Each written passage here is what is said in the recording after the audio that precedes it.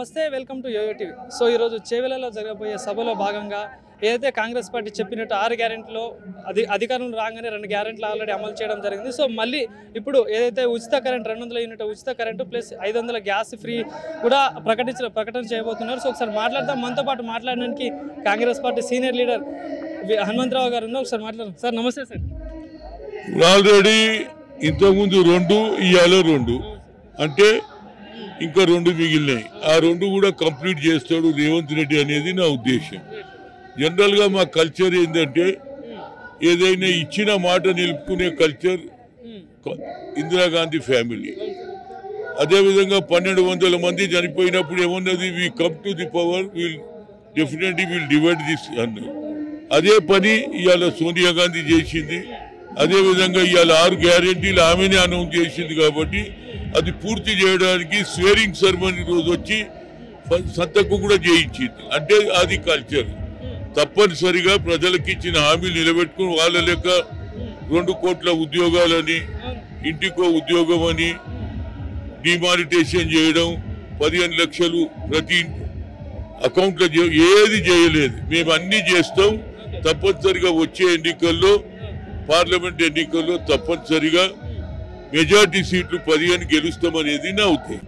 అయితే పార్లమెంట్ ఎన్నికలు దగ్గర పడుతున్న వేళ కవిత చార్జెస్ అంటే కవిత లిక్కర్స్ మళ్ళీ బయటపడడం, తెర మీదకి రావడం ఎట్లా చూస్తారు? ఎవరిది? కవిత కవిత సంగతి అది ఆల్రెడీ అండర్స్టాండింగ్ ఉంది బిట్వీన్ బీఆర్ఎస్ అండ్ బీజేపీ. ఆమె నేను రానంటుంది, నాకు టైం లేదంటుంది. అయినా వాళ్ళు ఊరుకుంటున్నట్టే దట్ ఈజ్ అండర్స్టాండింగ్. అది ఏమవుతుంది అనేది రేపు నిర్ణయం అయినప్పుడు మళ్ళీ కామెంట్ చేస్తా. కానీ వాళ్ళిద్దరికి అండర్స్టాండింగ్ ఉన్నదని తేలిపోయింది అనేది చెప్పగలను. ఇంకోటిసారి ఏదైతే ఈ రోజు కేటీఆర్ గారు ప్రెస్ మీట్ పెట్టి కాంగ్రెస్ పార్టీ మేడిగడ్డ అనేది తప్పుడు ఆరోపణ చేస్తుంది బీఆర్ఎస్ పార్టీ మీద, చలో మేడిగడ్డ అని March 1న మేము వెళ్తున్నాము, దాని తప్పును ప్రజలకు తెలియజెప్తామని చెప్తున్నారు. సో ఏమంటారు? చూడండి, దాని మీద ఎంక్వైరీ చేశారు. ఎంక్వైరీ రిపోర్టు టీవీలలో కూడా చూసినాం. నాగార్జున సాగర్ ఎన్నేళ్ల కింద కట్టించినాం, శ్రీరామ్ సాగర్ ఎన్నేళ్ల కింద. ఇవాళ దానిక కుంగిపోలే, ఇవాళ దానిక పర్యలు గాయలే. అంటే తొందరపడి తొందరగా చేసి భూమి ఎవడో కానీ ఇల్లు కట్టుకుంటప్పుడు భూమిలో లోపల నీళ్లు ఉన్నాయా, రాయి ఉన్నదా, రప్పలు ఉన్నాయా చూస్తూ. వీడు ఇంత పెద్ద డ్యామ్ కడుతున్నప్పుడు కింది చూడలే. అసలు ఏదైనా క్రాక్ అవుతుంది కానీ కుంగిపోవడం అనేది మొట్టమొదటిసారి హిస్టరీలో చూస్తున్నా. అంటే ఇది తప్పనిసరిగా ఉసుకేసిండ్రా, సిమెంట్ వేసిండ్రా, లేకుంటే ఊకే రాళ్ళు వేసిండ్రా అనేది రేపు నిపుణులు చెప్తారు. దాని మీద తప్పనిసరిగా న్యాయ విచారణ జరుగుతుంది. ఈ డబ్బంతా ఎక్కడ పోయిందని కక్కిస్తాం. ఆ డబ్బు ఎవడెవడు తీసుకున్నాడు, ఆ డబ్బంతా ప్రజల డబ్బు, మేము కట్టిన ట్యాక్స్, దాన్ని బయట పెడతామనేది నా ఉద్దేశం. కానీ సార్ ఏదైతే చూసుకుంటే కాంగ్రెస్ పార్టీ వచ్చినప్పుడు పదే 6 గ్యారెంటీలు సాధ్యం కావు బీఆర్ఎస్ నాయకులకు ఏం చెప్తారు? ఇవాళ ఏమైంది, వాళ్ళు కళ్ళు తెరిచిపోయినాయి. ఇవాళ 2 కూడా చేస్తున్నాం. గ్యాస్ అన్నాం, 200 ఎవరైతే మీటర్ కాలుస్తారో వాళ్ళకి ఫ్రీ కరెంట్ అన్నాం. అది ఆల్రెడీ లాంచ్ అయింది. ఇంకా 2 ఉన్నాయి. వాళ్ళు అట్లనే వదులుతూనే ఉంటారు, మేము పని చేస్తూనే ఉంటాం అనేది నా ఉద్దేశం. సో మరి చేవెళ్ల వేదిక సభగా తెలంగాణ ప్రజలకు ఏం చెప్పబోతున్నారు? ఇది చెప్తా, మేము ఇచ్చినవన్నీ మేము ఫుల్ చేస్తాం.